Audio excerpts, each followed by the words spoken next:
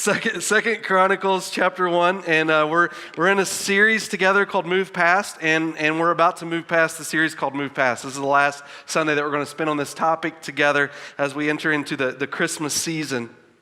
And this is an important topic for us today. Over the last week and into today, we've recognized this, that we can't cover every topic in life that we're going to face that will provide for us adverse circumstances, and trying to discover how God can help us move through that. But the good news is while we can't cover every circumstance, we know the God who does. We know that God is with us in all of those things. And so we're diving in these last couple of messages on this Move Past series, seeking God and how He can help us and walking with us through the circumstances we face in life. And we talk about moving past areas of life. We've talked about pain. We've talked about temptation. But out of all the things that we've discussed, not everything can necessarily fit in this black and white category. And what I mean is, when you're in life, some of the decisions that you face aren't always as crystal clear. Like, for example, what about a career decision in taking a job or turning down a job, or finding the right person to marry, or buying a house, or if you're looking at schools, what schools do you attend, or what school's right for maybe your children, or parenting, the best methods in parenting, and whether or not you have kids, or the struggle to have kids, or dealing with sickness, or when do you retire, or coming up on the holidays. How do we do those right with family members pulling us in different directions, to different parties that you feel obligated to go to in celebration of the holidays? How do you deal with all that? It's not always black and white. What do you do when you don't know what to do? How do you build a successful life that just helps you move past those gray areas, or move through and navigate in those gray areas of life? You know, when we think about some things that would help us to move past adversity in life, sometimes we think, what I need is morality. As long as I stick to morality, I'll have everything right, or I just need to be smarter or more successful. But when you look at people in life that you would consider your example in morality, or being smart or successful, a lot of times when you pull back the curtain, they're not happy either, right? When it comes to morality, maybe one of the most famous passages in the Bible, at least I think, is Jesus towards the end of his life. This may be one of the things that took him to the cross when it did, is in Matthew chapter 23, he comes to the Pharisees and he delivers what's referred to in Matthew chapter 23, beginning in verse 15, as the 8 woes.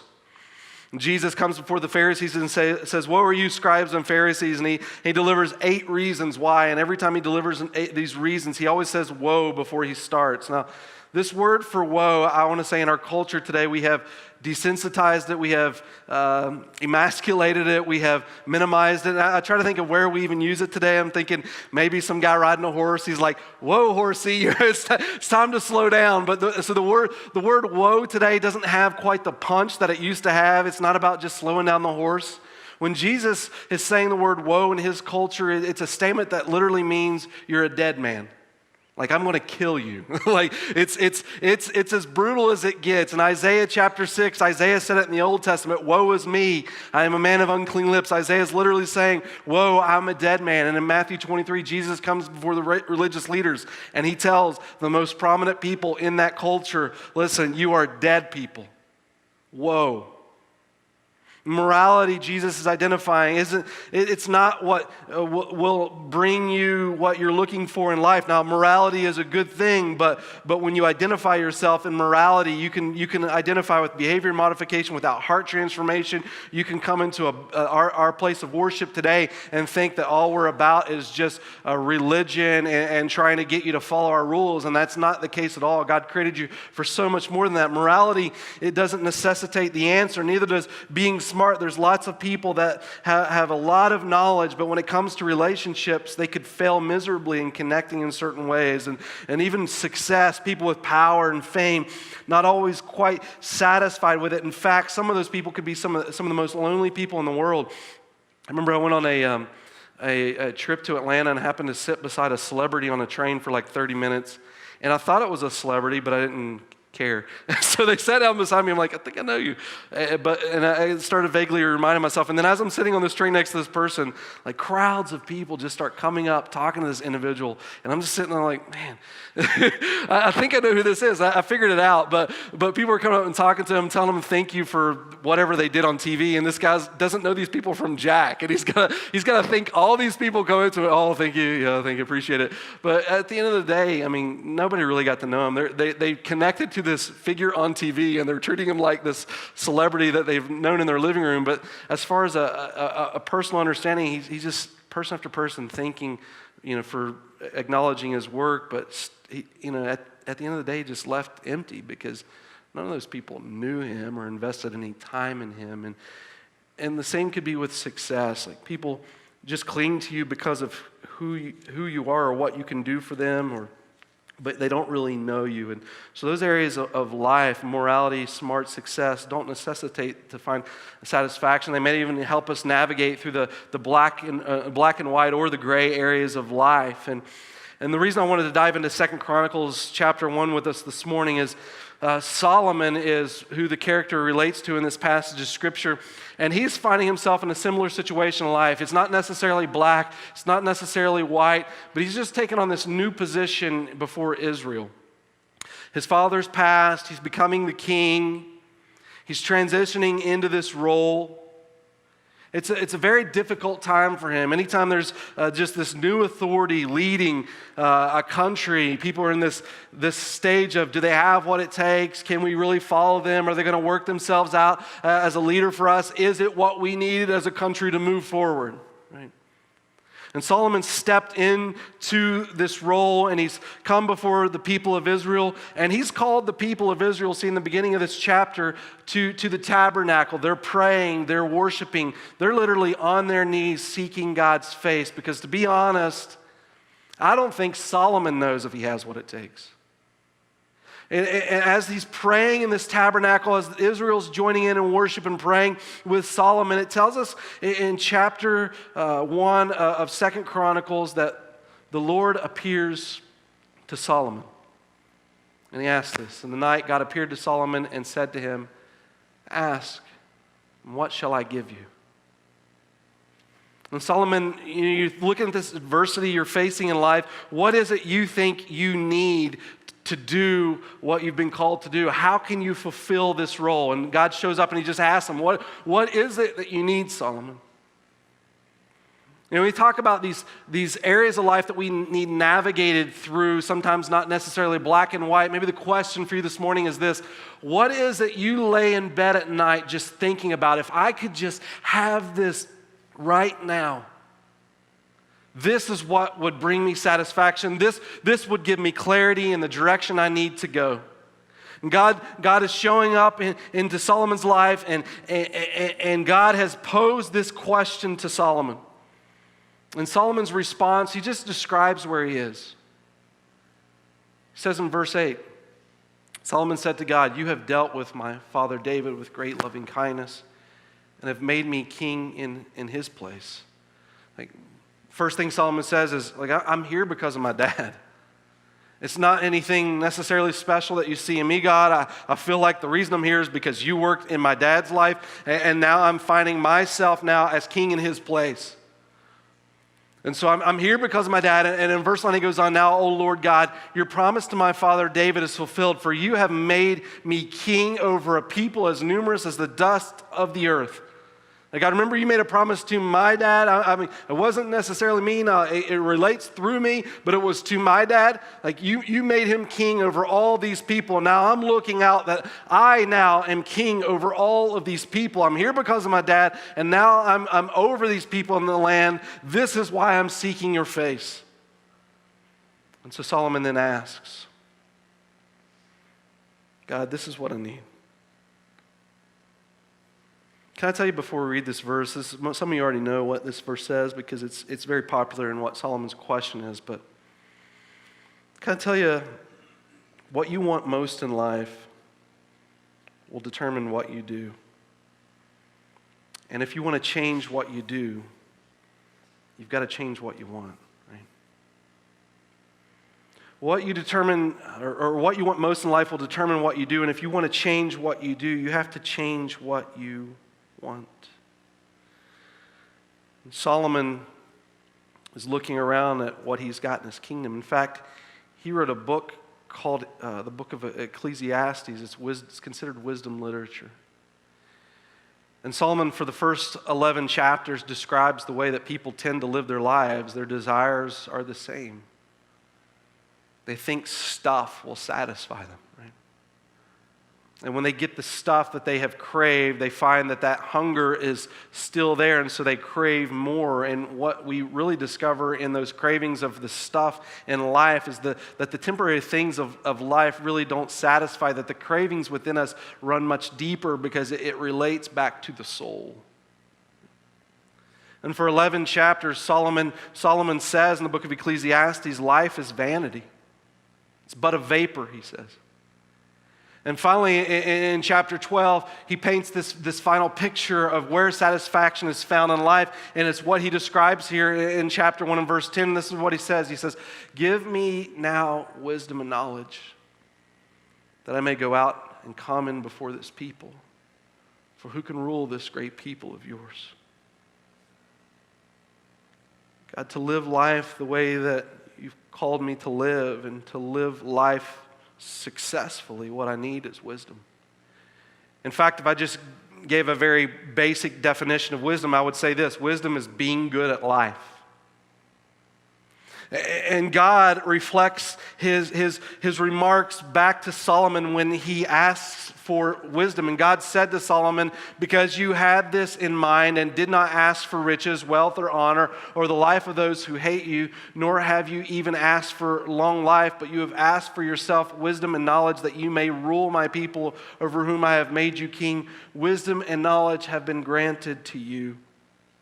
You know, God goes on from there and he says that Solomon will have these things. He'll have wealth and he'll have power, but it's not because Solomon's asking for wealth and power. It's because Solomon learned how to be wise with the resources God gave him, and in the wisdom of that, God blessed Solomon through it.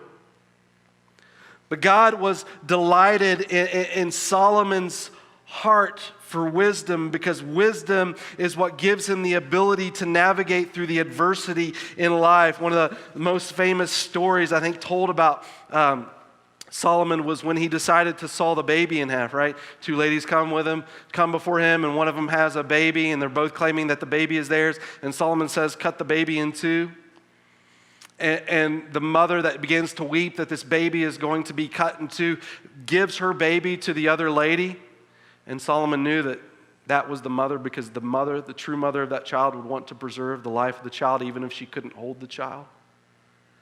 And this kind of wisdom helped him learn to navigate through life. Now, I'm not suggesting you're ever going to be in a cut a baby scenario, but wisdom is important because life throws to us certain adversities that we don't always know the right answer to follow after, but we know the God who does. And so discovering the wisdom in him to navigate through that is significant for us in life. In fact, let me just give you an example. Here's one of all the wisdom I've learned over the years. My son comes to me this past week and he says, "Dad, I will pay you $10 to eat a worm.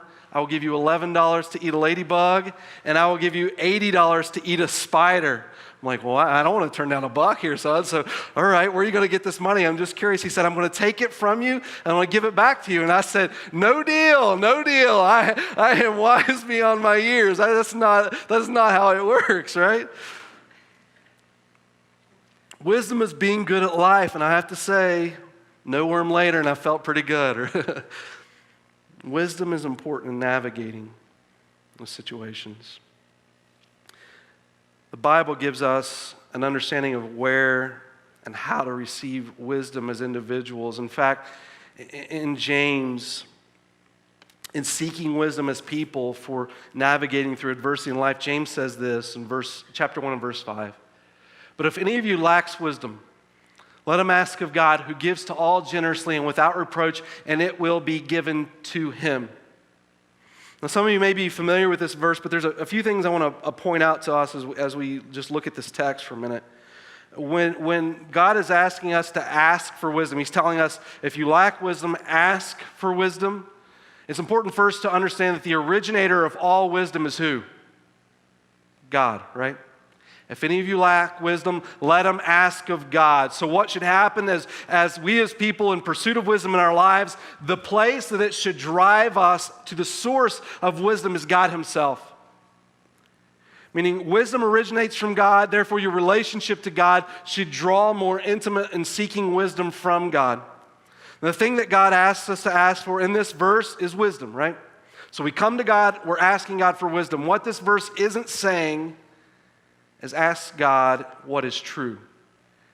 I think there's a very important distinction that needs to be made between truth and wisdom. Right? For instance, when I come before God, and if this is maybe a cheesy example, but if a lion is in front of me and I stick my hand in its mouth, I don't need to pause and ask God, God, is it true that this lion will bite me, right? I mean, the lion's got teeth, the lion eats meat, the lion will bite, right? I don't have to ask God, God, is the sky blue? God, is the grass green? Truth is truth, right? It doesn't require me to pray, to know if it's true. Truth is truth. This passage isn't telling us to pray to ask God what is true. What this passage is telling us to pray is to ask God how to apply the truth to our lives. It's wisdom in taking the truth and making the proper application in our world. This passage on wisdom is God taking that truth and helping us understand how to do what's right with it, being good in life with it. When James is writing this to the believers in the New Testament, the believers already have the truth. They know what the truth is. They know who Jesus is. They've trusted in that. And when James is writing his book, he's writing to the believers because they're going through persecution. In fact, the next thing James dives into is consider it all joy, my brothers, when you face various trials, knowing that the testing of your faith produces endurance. You guys are going through hardship. You don't need to know what truth is. You already know what truth is. The sky is blue, whether you want to pray it green or not. And the grass is green, whether or not you want to pray and pretend like it's blue. Truth is truth, but what God's people need is to learn how to apply the truth that God has given. Right? If any of you lack wisdom, James's encouragement is to go to the source for the application of the truth that's been taught. Solomon, being what the Bible says is the wisest man on earth. You may be saying this morning in your heart, Solomon was the wisest man on earth, but how could I ever expect to be a Solomon in this world? And I would say, you're right, God only made one Solomon, but here's the convenience for us. Solomon, the wisest man, wrote books on wisdom. In fact, the book of Proverbs is 31 chapters of wisdom written from the wisest man. And in fact, he starts chapter 1 of his book with the idea of how to prepare your heart to grow in wisdom. The attitude to take, and I would encourage you this way. If you're thinking in your life today, I want to become wiser. I want to grow in that wisdom. I want to learn how to navigate those gray areas of life. Here you go. In December, there are 31 days. In the book of Proverbs, there are 31 chapters. You can read a chapter a day. When Solomon wrote the book of Proverbs, he addresses it to his children, his older children, or his older son. He wants them to read this as he's getting ready to enter into his teenage years, to figure out how to navigate life. So let me encourage you as parents, if you're thinking about not only do I want wisdom, but I want to impart this to my kids, if you've got some older kids able to critically think in these areas of wisdom and these proverbs, I would encourage you to do it with one of your children. Go through a chapter a day with your child and just discuss it. And let me just give you a little further thought. Some of this stuff is very specific to gender, right? And so if you have the convenience of mother doing it with daughter or father doing it with son, I would encourage you to do it that way. to talk about some of these subjects that are significant for them in life to practice wisdom. But when Solomon opens up Proverbs chapter 1, let me just read these thoughts to you. He says in verse 2, to know wisdom and instruction, to discern the sayings of understanding. In verse 3, to receive instruction in wise behavior. In verse 4, to give prudence to the naive, to the youth knowledge and discretion. In verse 5, a wise man will hear and increase in learning. When you look at the first 6 verses of Proverbs, Solomon is describing the context in which people should have in their attitude to receive wisdom. It's one of a learning position. It's one that's not ready to speak, but one that's ready to absorb. Right? There's a story about Socrates that when he was teaching his philosophy, a young man came up to him and said, "Socrates, I want to grow in your wisdom." And Socrates looks at this young man and from the outside judged him as a little arrogant and proud and only doing it to boast in front of his friends. So he said, "Follow me." And so Socrates walked out of the city, down the street, out of town, down to the ocean, and walked into the water. And the young man continued to follow him. And they turned around about waist deep. And Socrates said, "Now tell me what you want." And the young man said, "I want wisdom." And he takes the young man, he holds him down in the water for about 15 seconds, and he lets him back up. And Socrates says, "Now what do you want?" And the young man says, "I need wisdom." So he shoves him back under the water again and holds him there for 30 seconds this time. And he asks the young man, "What do you want?" And he says, "I want wisdom." And he takes the young man, he holds him down for over a minute, and finally he lets him up and he says, "What do you want?" And the young man says, "Air, I need air." And Socrates looks at him and says, "When you crave wisdom, like you crave the air right now, that's when you're ready to receive it." Proverbs chapter 1 carries that idea. I mean, it's easy to sit here and say, "I want to be wiser," right? But the reality is there's got to be a hunger there for it. Wisdom is something that you apply your life to. You don't just wake up today and say, "I want to be wise," right? On the same token, I don't think people wake up and say, "You know what, I want to wreck everything in my life."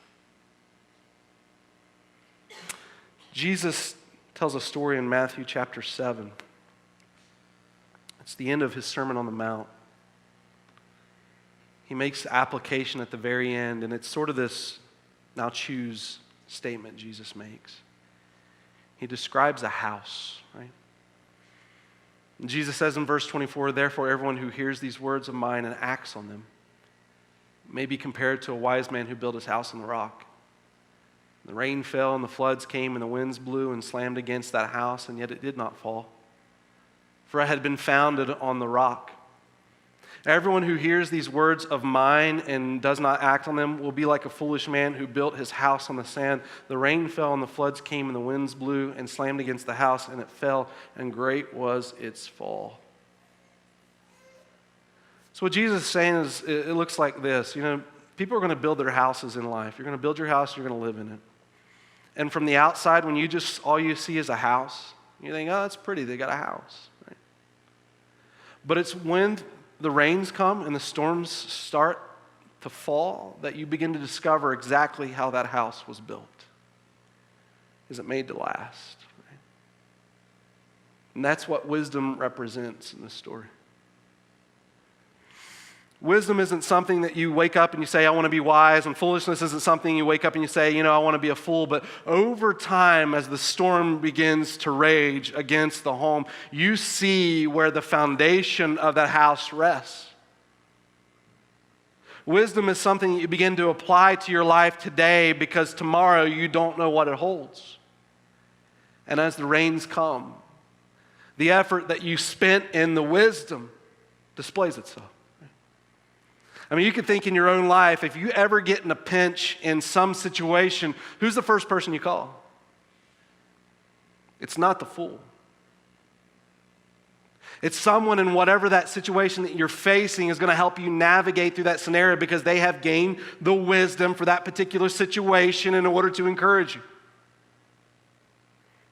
And Jesus comes to the end of his Sermon on the Mount. Not only again is he identifying himself as the source of wisdom, but he's saying to everyone, listen, there is a choice and there is a result to what you say in me. If you say this morning, I want to grow in wisdom, it's great. Solomon wrote 31 chapters with 31 days this month. And then Solomon says in Proverbs chapter 1 and verse 7, sort of this hinged thought that pulls all of this together in wisdom. He says this, the fear of the Lord is the beginning of knowledge. Fools despise wisdom and instruction.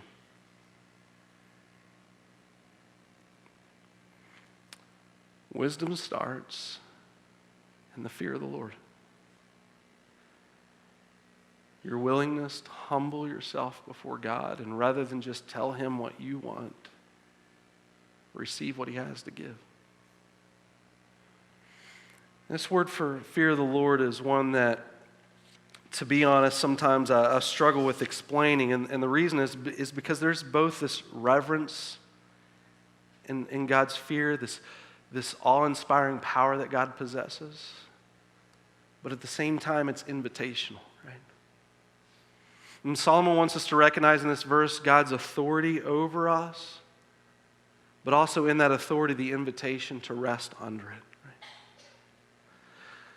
I try to think of the best example that would explain what the fear of the Lord is, and it made me think of when I was a kid. I lived on the ocean down in the Gulf, and I lived with my father for a little while, and I happened to be in a few hurricanes while I was down there, and my dad is like this adventure junkie, and he had a Camaro, and every time one would roll through town, we would go play in it. It was not smart, and one time we get out in the hurricane that we're in. The area that we're in is about to go through the eye of the hurricane. I didn't know this, but we're in probably one of the most powerful storms that I had gone through and that the Gulf had seen in a while. And we're out and driving around in it. It starts to get really dangerous. And we noticed this was different than the other hurricanes, that we needed to come home early. And so we could come home to the house. And I'm sitting inside, and this hurricane's just raging. And all of a sudden, it just stops. And I thought that was odd because I'd seen hurricanes before just breeze through town, and the trickle effect of the rain just continues for quite a while. And I'm inside, and the wind's just blowing, and all of a sudden it just disappears. I go out front, and I'm looking around at the debris that the hurricane has knocked down, and a neighbor's house had a tree landing on it. I remember looking at all that, but then I walked out into the street, into a field across from where my house was located, and I look up, and the sky is just blue, not even a cloud around. You wouldn't even know, other than the evidence of the tree branches laying on the ground, that a hurricane had even passed. And I began to look, and I noticed as I'm staring around in this beautiful open space, blue sky, there are birds everywhere. I mean, a ridiculous amount of birds, so much that you just want to cover your head and duck because you feel at any moment you may get bombed, right? You're looking like, where did all these birds come from? This is insane. It's like a meeting after the hurricane. I don't know what they're doing. I got to get back inside. And I hate seagulls. They're like rats with wings. I'm just thinking they're going to eat everything. And they're just trash birds they just want to devour. And like, oh no, they're going to pick at me. And I know I've been on the beach. I know what they do to people. And so I go back inside to get away from these birds, and I turn on the radio thinking, how does a hurricane go from amazingly powerful to just nothing in seconds? And I find out I'm in the eye of a hurricane. The eye of a hurricane spans from about 20 to 50 miles wide. And in the middle of a storm, it's the calmest place to be. And the reason those birds were in the eye of the hurricane, they respected its power, and they knew there was a place of safety. And so when the hurricane comes, they fly into the center of the storm. And they have a 30-mile span. In this hurricane it was over 30 miles wide, where they were safe. And that's the fear of the Lord. God is powerful. Awe-inspiring power he possesses. But in the midst of the storm, he calls you into the center because it becomes your place of protection. Wisdom is needed like we need air. And God, in his great, powerful fear of the Lord, wants us to recognize that, one, he is the authority through which wisdom comes, but he also invites you in that power to take solace in the protection of who he is, that you may grow in the wisdom that he possesses.